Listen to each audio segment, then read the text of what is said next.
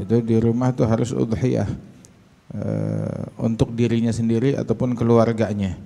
Paling tidak tuh disunahkan tuh setiap rumah atau setiap institusi ada satu yang udhiyah. Kalau bisa setiap orang di rumah itu melaksanakan udhiyah, fadzalika afdal. Tapi kalau enggak bisa, walaupun setiap rumah tuh ada satu, baik namanya dia atau nama istri atau suaminya atau nama anaknya atau bergantian, ya paling enggak tuh setiap tahun tuh tiap rumah ada udhiyah. Jangan ditinggalin kecuali kalau ada uzur syar'i. Wal hikmah imatatul adza amman dhubihat ala ismih wa maghfirat dzunubih. Itu dengan berkat udhiyah tuh mengangkat gangguan, cobaan, ujian, penyakit dari orang-orang yang udhiyah itu atas namanya dia. Termasuk juga pengampunan dosa. Wah, tapi perlu diketahui bahwasanya syarat untuk udhiyah bisa menjadi penolak bala atau pengampun dosa apabila dikerjakan, ya, dilaksanakan dari duit yang halal, dari cara yang halal. Wa amma kambingnya hadiah dari preman, penyamun, perampok, yang suka malak, yang suka ngambil haknya orang, udah begitu dikasih hadiah buat ustadz. Oh udah mumpung ada kambing niatin buat korban. Atau bukan ngangkat bala, nambahin bala. Bukan nyingkirin penyakit, nambahin penyakit, yang kayak begitu. Oh saya gimana kalau saya beli daging aja di pasar terus saya sedekahin tuh daging, ya nggak jadi udhiyah, nggak cukup itu sebagai udhiyah. Sebab tuh sirnya itu di hari tersebut adalah iragatud dam. Itu amalan yang paling afdal itu di hari Id adalah ihraqud dam. Ma amila adamin min amal yaman nahr ahab ilallah min ihraqud dam. Tidaklah ada amalan yang dilakukan anak Adam di hari Idul Adha yang lebih afdal daripada ihraqud dam. Ya, dia menyembelih hewan kurban. Itu besok hari kiamat tuh hewan kurban yang dia sembelih datang dengan tanduknya. Tanduk nggak dimakan, tapi masuk dalam timbangan. Ditimbang juga. Rambutnya, sampai kukunya, semuanya. Nggak ada orang makan kuku kambing, nggak ada makan orang rambut kambing atau tanduk kambing atau tanduk sapi. Tapi itu juga ditimbang semuanya, dapat pahala dan didatangkan besok hari kiamat. Padahal yang dimakan, yang disedekahkan itu kan dagingnya, tapi semuanya itu didatangkan hari kiamat. Bahkan tuh itu darah yang ditumpahkan, darah hewan kurban itu mencapai kedudukan yang tinggi di sisi Allah sebelum jatuh ke tanah. Sebelum jatuh ke tanah dia sudah mencapai kedudukan tinggi di sisi Allah Subhanahu wa taala. Fatayyibu biha nafsan. Maka kalau berkorban biar legowo. Jangan berkorban uring-uringan. Mahal banget sih dagangnya, mahal banget jualannya. Ya, nyembelihnya tuh biar legowo, biar senang hati.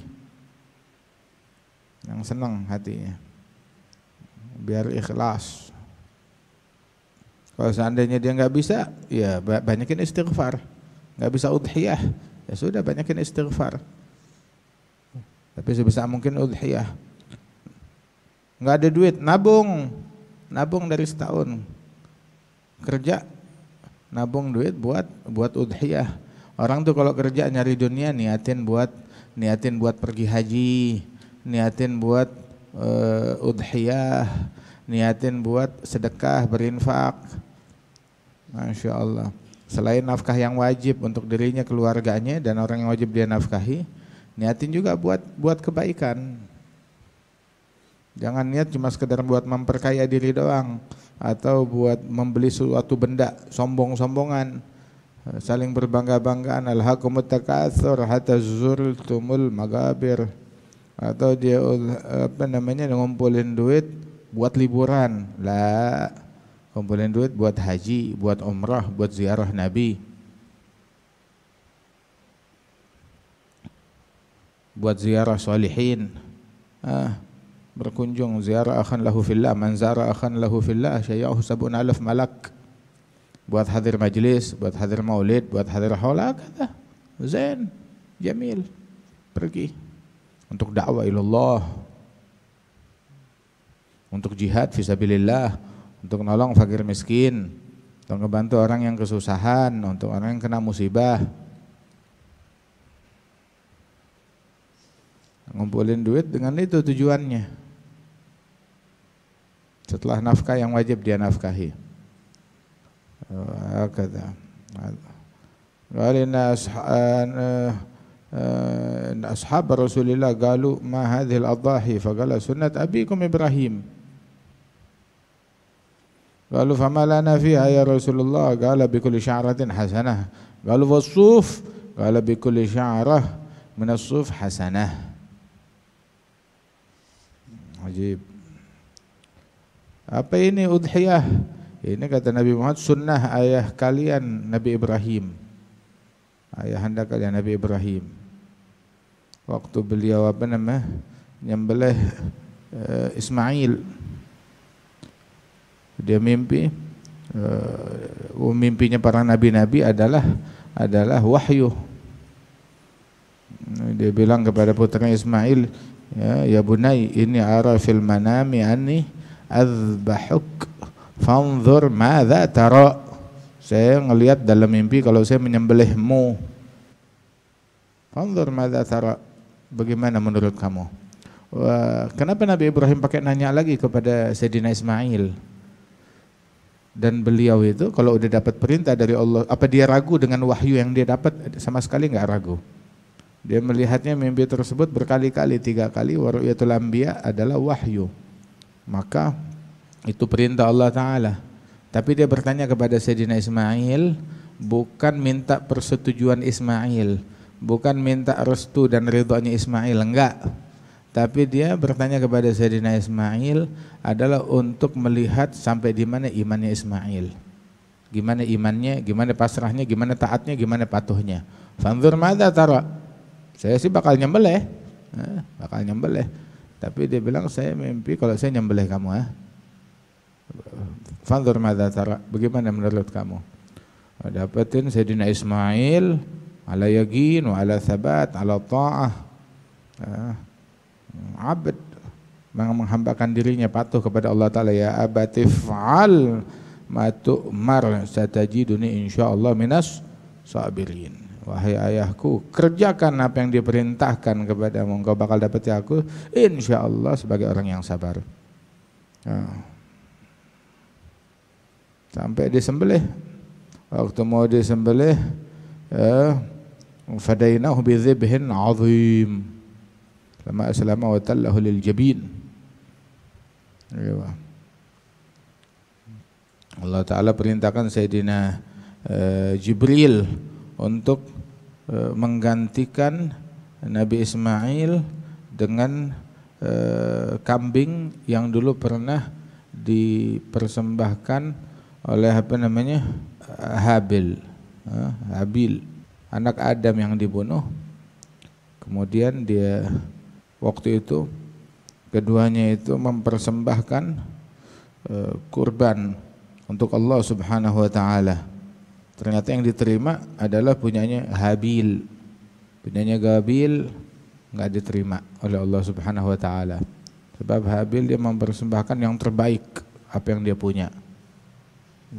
Gabil dia pilih yang jelek-jelek dari tanaman yang dia punya, enggak diterima oleh Allah Subhanahu wa Ta'ala.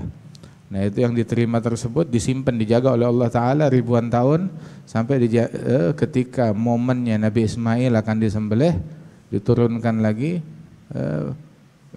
menjadi kambing menggantikan Nabi Ismail. Fadainahu bidzibhin 'azim, digantikan dengan penyembelihan yang ma'amil ibnu Adam fi hadzal yaum, yani fi yaum Idul Adha, afdal min damin yuhraq illa an yakuna rahiman yusal. Tidaklah anak Adam melakukan suatu amalan yang lebih afdal di hari Idul Adha ini, yang lebih afdal daripada dia menumpahkan darah hewan kurban. Tapi ternyata ada juga yang enggak kalah afdalnya, nyambung silaturahmi. Apalagi kalau nyambung itu dengan ngebagiin daging yang dia sembelih. Nabi bilang tuh udhiyah sunnahnya Nabi Ibrahim. Terus apa yang kita dapat ya Rasulullah? Ini kan sunnah Nabi Ibrahim, terus kita dapat apa? Ya, setiap helai rambut dapat pahala.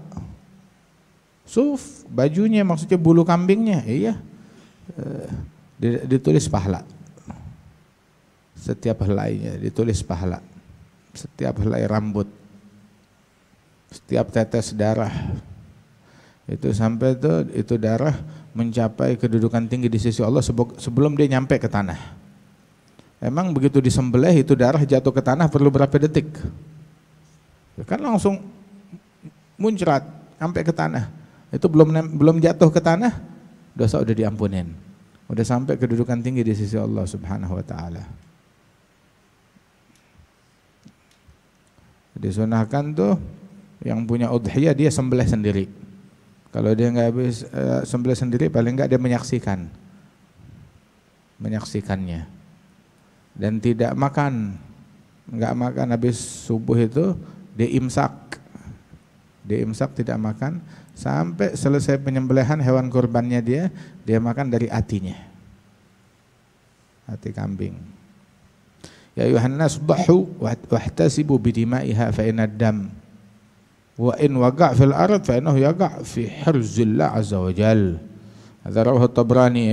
Sekalian manusia, potong udhiyah, sebab tuh darah itu kalau dia jatuh ke tanah tuh jatuhnya itu di dalam bentengnya Allah, lindungannya Allah, dapat pahala dari Allah, kedudukan tinggi di sisi Allah. Man dhaha thayyibatan biha nafsuh muhtasiban li uhdiyatih kanat lahu hijaban minan nar. Imam Tabrani juga meriwayatkan yang nyembelih hewan kurban udhiyah dengan hati yang sukarela, berharap pahala dari Allah Ta'ala, maka itu bakal ngebentengi dia dari api neraka. Ma'un fiqatul warik fi syai' ahab ilallah min nahrin yunhar fi yaumi 'id. Tidak di perak atau uang enggak dihabiskan untuk sesuatu yang lebih disukai oleh Allah Ta'ala daripada dipakai untuk motong onta. Nahr itu adalah sembelihan onta, nyembelih onta. Maksudnya di sini enggak harus onta, yakni hewan yang bisa dijadikan udhiyah, yaitu onta, sapi atau kerbau sama kambing. Itu harta dipakai buat beli hewan kurban, sembelih di hari Id. Inna a'tainakal kautsar fasholli li rabbika wanhar. Sholli, salat Id. Habis salat Id wanhar, motong onta. Inna sya'ni'aka huwal abtar. Pembencimu adalah dia yang abtar. Apa itu abtar? Enggak punya keturunan. Dia ngingkarin keturunan Nabi. Bilang Nabi enggak punya keturunan, Nabi enggak punya anak laki, Nabi enggak ada zuriyah, Nabi enggak ada apa. Ini di zaman Nabi dia ngomong, zaman Nabi. Rupanya pengikutnya sampai zaman sekarang masih ada juga. Allah Ta'ala yang balas, Nabi enggak nyaut. Inna sya'ni'aka huwal abtar. Pembencimu dia yang putus. Dia yang putus keturunan. Inna a'tainakal kautsar. Al-kautsar itu adalah sebuah sungai di surga yang mengisi telaganya Rasulullah sallallahu alaihi wasallam. Qil al-kautsar ni'am al-katsirah, nikmat-nikmat yang banyak. Qil al-kautsar adalah dzurriyyah al-katsirut thayyib. Itu munasib, cocok dengan bagian terakhir dari ayat tersebut, inna sya'ni'aka huwal abtar. Yakni orang mau ngatain, mau mencaci, mau ngomong yang kagak benar, urusan kita, ya. sholli li rabbik wanhar. Kita sholat, kita berkarya, kita berbagi, kita bersedekah. Yang membenci dia yang sial. Khalas, kita nggak ngurusin pembenci. Anjing bukan disuruh ngetik, bukan juga disuruh pakai mukena atau disuruh sholat. Anjing emang tugasnya ngegonggong. Ente mau ngajarin dia ngejahit, nggak bisa. Ajarin dia nyangkul, nggak bisa. Begitu. Ya emang kerjaannya begitu. Anjing menggonggong. Hakadha. Wah, kita manusia, jangan ikut-ikutan kayak dia, saut-sautan, digonggong balas gonggong, gigit balas gigit. Kalau dia anjing emang begitu, nggak heran. Nanti manusia kok jadi kayak begitu? Itu yang mengherankan. Orang menggonggong nggak masalah selama kita terus berkarya. Yang masalah kalau kita ini bukan malah berkarya, malah ikut menggonggong. Berarti emang pantas ente digonggong. Emang pantas digonggong. A'tainakal kautsar fasholli li rabbika wanhar. Inna syani'aka huwal abtar. Wa ni'am al-kautsar, nikmat yang banyak, mau itu dzurriyyah, mau itu harta, mau itu keberkahan, mau itu surga, mau itu kedudukan di sisi Allah Ta'ala, mau itu gobul indanas, mau itu nafa' lil muslimin, itu ada mugabilnya, ada imbalannya, ada bayarannya. Bayarannya adalah sabr ala syadi'in, atas pembenci, pendengki. Sabir alaihim. Yang punya kelapangan untuk motong hewan korban, untuk nyembelih, dikasih duit, rezeki, bisa udhiyah, tapi dia enggak udhiyah. Nabi bilang, lu jangan sholat di masjid kita deh, sono. Orang pelit jangan sholat sini. Dia padahal bisa, tapi dia enggak mau. Prioritasnya beda. Jadi kan itu prioritas. Nabi bilang kan prioritasnya udhiyah, hadaf yaumil id. Punya rezeki, itu keluarin. Itu yang jadi prioritas. Ini enggak, prioritasnya beli baju, beli jam, beli sepatu, liburan, cari ke hotel mewah, jalan-jalan. Prioritasnya dunia, gegares. Lah jadikan prioritasnya udhiyah. Wajad sa'ah la an yudhahi falam yudhahi fala yahdhuranna musallana.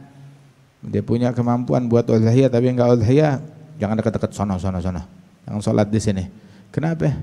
Entar orang yang sholat di tempat kita ketularan pelitnya ente. Kalau dia punya tapi pelit. Lain halnya kalau enggak punya.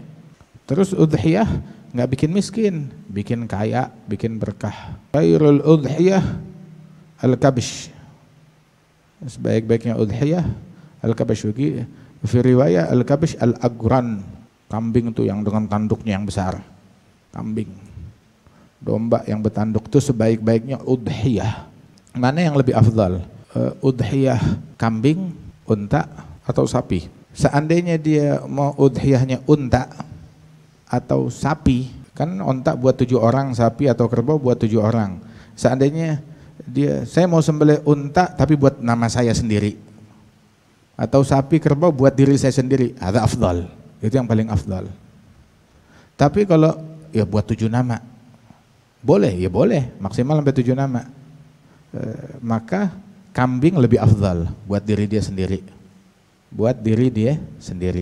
Kambing lebih afdal. Kambing buat diri sendiri lebih afdal daripada unta atau sapi buat 7 orang. Tapi kalau unta dan sapinya buat 1 orang 1 nama, lebih afdal lagi, lebih hebat lagi. Terus pilih yang bagus. Kalau ada duit buat beli yang bagus, yang gede, beli yang bagus. Jangan beli yang kecil, begitu sekedar syarat asal boleh. Istilahnya kalau ayam boleh dipotong, gue potong ayam. Udah bagus, gue potong kambing. Nah, pilih yang gede. Azimu dhahayakum fa innaha ala sirat. Matoyakum, gedein hewan kurban yang kalian sembelih, sebab itu nanti yang kalian tunggangi di atas sirat. Juga tuh kalau udhiyah sebisa mungkin tuh udhiyah dia motong sendiri. Khidha alaina al-hadul amr Rasulullah an nadhbah udhiyatana binafsina. motong sendiri. Kecuali kalau ada uzur syar'i. Kalau ada uzur syar'i maka kita wakilin yang menyembelih untuk kita. Walaupun kita nggak nyembelih tapi kita hadir penyembelihan. Kenapa? Mentingin perintah Allah Ta'ala. Allah Ta'ala bilang, fasalli li rabbika wanhar. Perintah kepada Nabi Muhammad, kamu sembelih. Itu waktu Rasulullah pergi haji itu bawa 100 ekor unta. Nabi sendiri yang nyembelih. Sampai 63. Setelah 63 diserahin kepada Sayyidina Ali bin Abi Thalib. Isyarat usianya Rasulullah 63 tahun. Sisanya serahin Sayyidina Ali bin Abi Thalib. Masya Allah, sallallahu alaihi wasallam. Ente nyembelih sapi berapa? Itu juga 20 orang yang megangin. Enggak jelas, meganginnya megang kaki satu, megang kaki yang sebelah, kaki 4, megang buntut, megang kuping, megang tali, begitu. Nabi nyembelih ontak sendiri, ontak, tahu gak ontak? Tinggi, tinggi, disembelih sendiri oleh Rasulullah, bukan satu ontak, 63 ontak, sallallahu alaihi wasallam. Sisa berapa? 37. Sayyidina Ali lanjutin. Allahumma salli wa sallim alaihi wa ala alihi. Gawi. Rasulullah diberikan kekuatan 40 seperti kekuatan 40 laki-laki yang kuat.